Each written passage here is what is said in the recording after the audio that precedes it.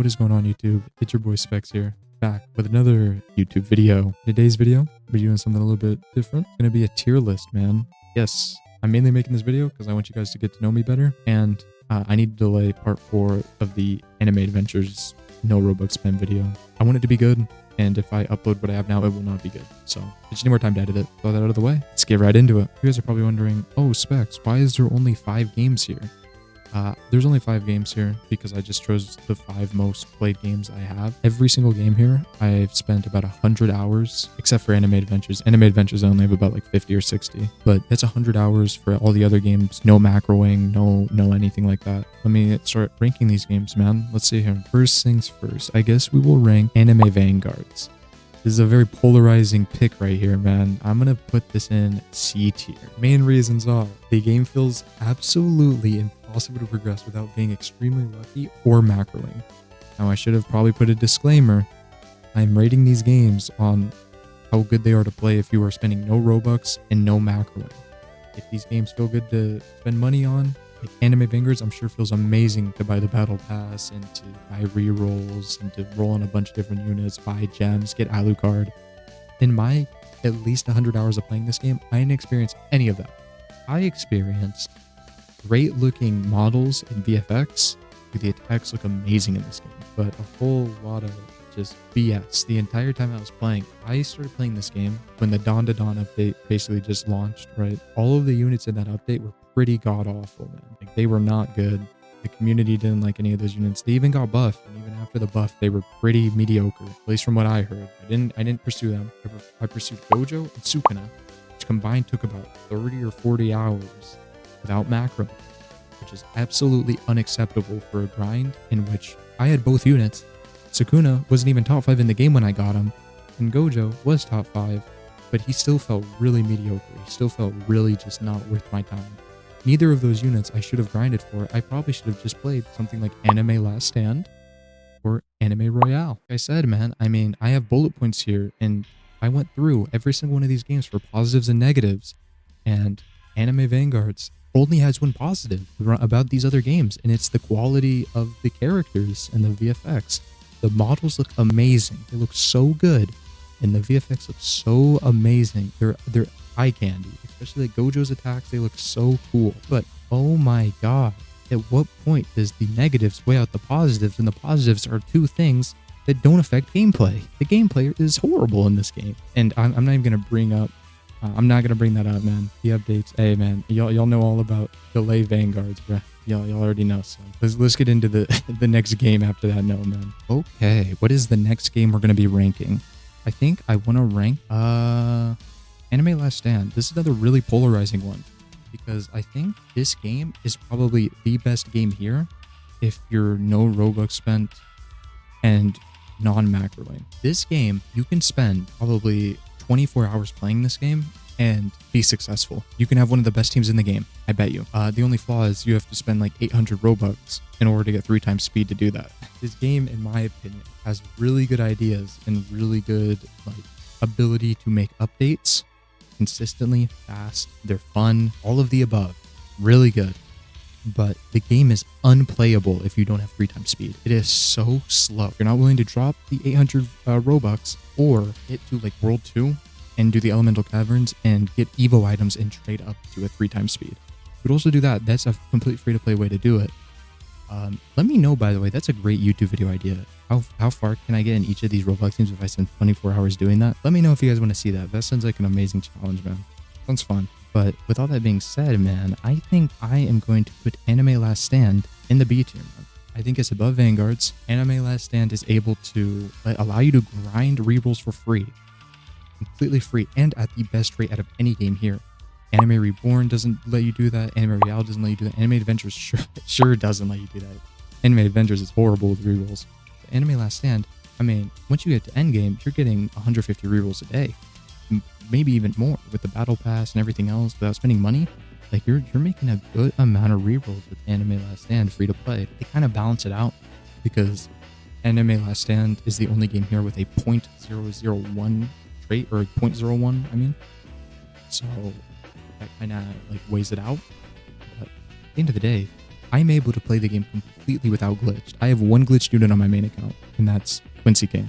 So he's not helping very much. I don't bring him basically in any game mode. That's Anime Last Stand, guys. Let's get to the next one. Let's rate the next one. I went to rank Anime Royale. Anime Royale holds an extremely special place in my heart. I love this game. I'm ranking it an A. I'm not going to let anybody tell me differently. I'm not sure how the community views this game, so I'm not even honestly sure the temperature on this game. It has the least amount of players very easily between all these games. But I mean, it has everything every other game has. Like, it has a unit manager.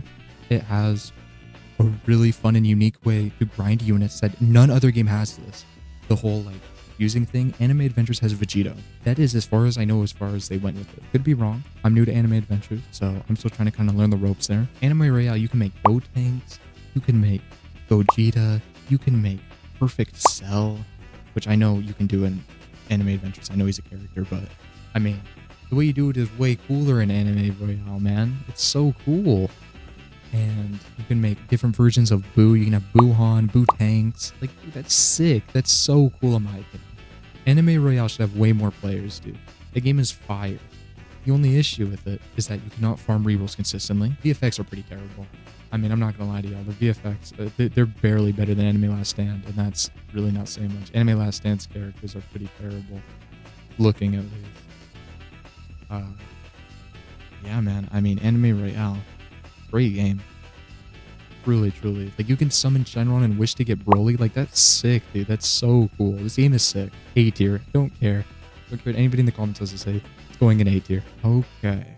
Where am I rating these last two games, man? I'm gonna go with Anime Reborn. And this is gonna shock you guys, but Anime Reborn is an S tier.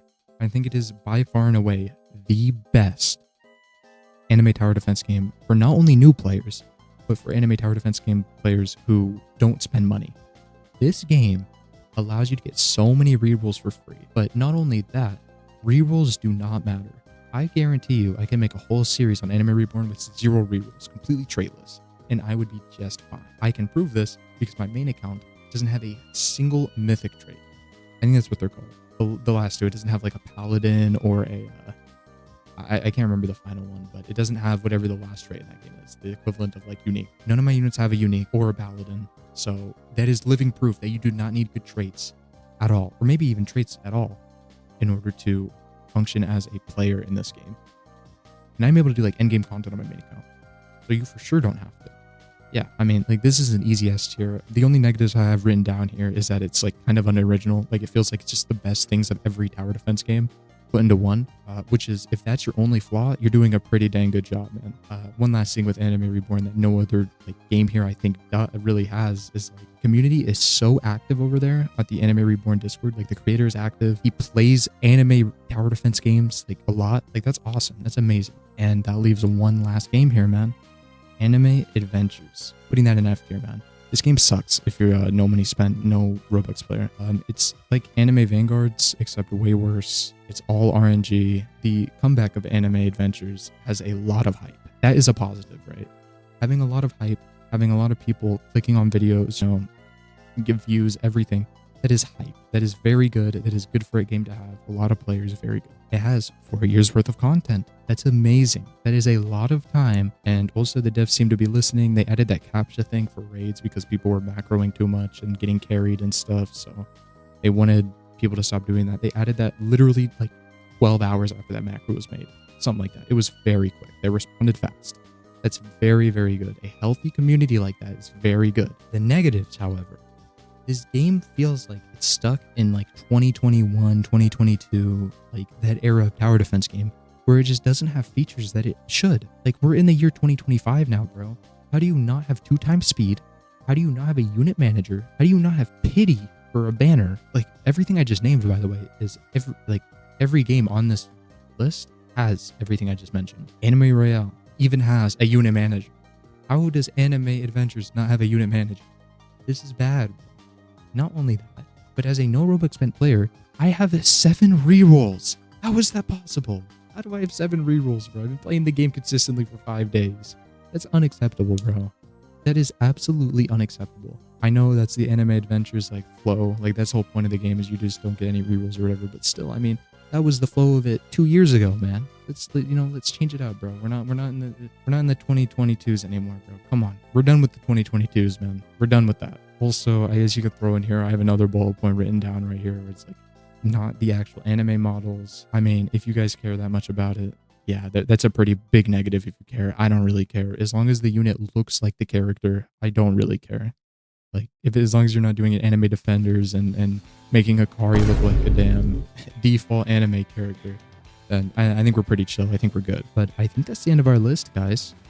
I think I did a pretty good job with all of the listings here. If you guys want to change anything about this, let me know in the comments, man. Let's start a little bit of a dialogue. Once again, this is as a no Robux spent player. So something like Anime Adventures, if you spend Robux, buy game passes, buy battle passes, everything like that, it will be way higher on your list, I bet you. With all that out of the way, guys, it's been Specs. Later.